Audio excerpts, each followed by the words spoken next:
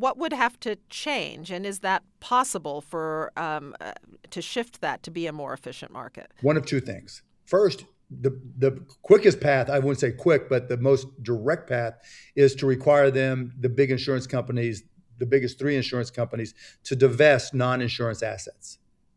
If you don't get them to divest, they effectively have, there's regulatory capture and there's scale capture.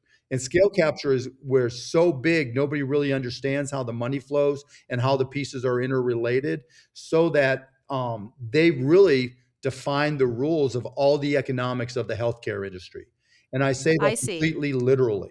Divesting not just PBMs, but all their subsidiaries that are not insurance specific. I see. Yeah. So if they, if you happen to be a big insurance company and you own a hospital or a provider or an oncology center or an infusion center or a Yeah. PBM or, physicians practices, and, we need to make this just like AT&T in 1984, where they controlled all telecommunications. Literally, there's one big healthcare company that's got 2,600 subsidiaries. Their intercompany transfers are $200 billion. That's like that's like 0.6% of the GDP of this country. That's how much control and influence they have. There's just no way for that market to be efficient. They can left pocket, right pocket things. We're just charging you what the physician charged us, or what the provider charged us, or what the center charged us, and we're just passing it along. And the employer has no idea that they're getting marked up in a way that is just going right to the insurer. Now that's part one. You break them up. And Yep. if I was a Democrat or a Republican, that would be what I was pushing right now. The second thing is, and what I'm trying to do, is educate employers. There's 160 million plus beneficiaries in self-paid plans, right?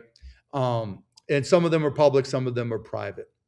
I'll walk into the CEO of a company. I can walk in and within 5 minutes give you 20 things that tell you how you're getting ripped off. And, so for instance, right now we just rolled over to a new year. I'll go to the pharmacy side. And let's just say that you happen to use a branded medication. I don't know what your deductibles are for your employees, but for easy numbers, let's just say it's $2,000. Okay. Okay.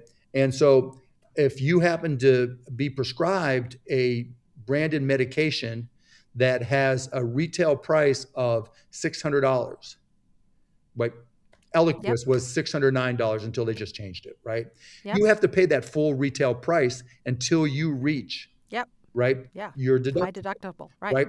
So where does that money go? Well, for a branded medication like Eliquis was at $600, 50% of that is rebate. And so that rebate is, so your beneficiary plan holder is paying full retail price.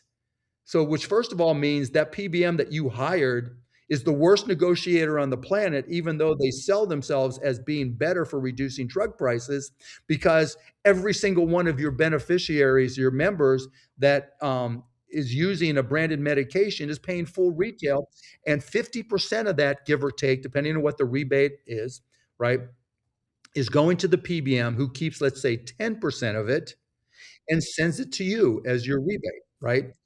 And I'll sit with the CEO and tell them, do you really understand now that your sickest employees and those with the most chronic illnesses that need medications are writing your company a check through those rebates? And then they'll talk to their HR person. They'll be in a panic because I'm like, look, not only are they writing you a check, but there are going to be times when they don't buy their medications because their take-home pay may be $30,000 a year, and they couldn't afford the high premium, so they took the higher deductible, and so they can't afford it. And somebody, God forbid, may drop dead because you hired a PBM that wanted to charge them full retail price, and you did nothing about it. So you want to get employers, they're the purchasers, to be involved because you think they can negotiate better. Yeah, because they have no clue what they're They have doing. no clue. And in many cases, they're using consultants or brokers who are ripping them off even further. Some of those consultants are getting fees from the PBM/insurance companies, And now the PBMs are getting smarter, so it doesn't come from the PBM, it comes from a subsidiary or somewhere else within the empire, if you will, of subsidiaries. And so as an employer, you don't know these things. Particularly for a CEO, it's not your core competency to understand your HR benefits, Right, particularly, right. how people are paying for brand medications within their deductible phase. And so I'll walk in there and start educating them on how that works. Healthcare, it's your second largest expense item after payroll, and you have no clue where the expenses come from. Yeah, it's very interesting to hear you pull it all together because I think you're describing a system where everybody is trying to find some little leverage point in it to get Yes. something more. Um, uh, And who knows um, the least and who has the least ability to protect themselves? well, The patient. patience for The sure. patient. Yes, exactly. Maybe there are no good guys in this. The doctors are Patients still are the good guys. definitely The losing. doctors are still the good guys, I think. Okay, okay, that's good. I like that.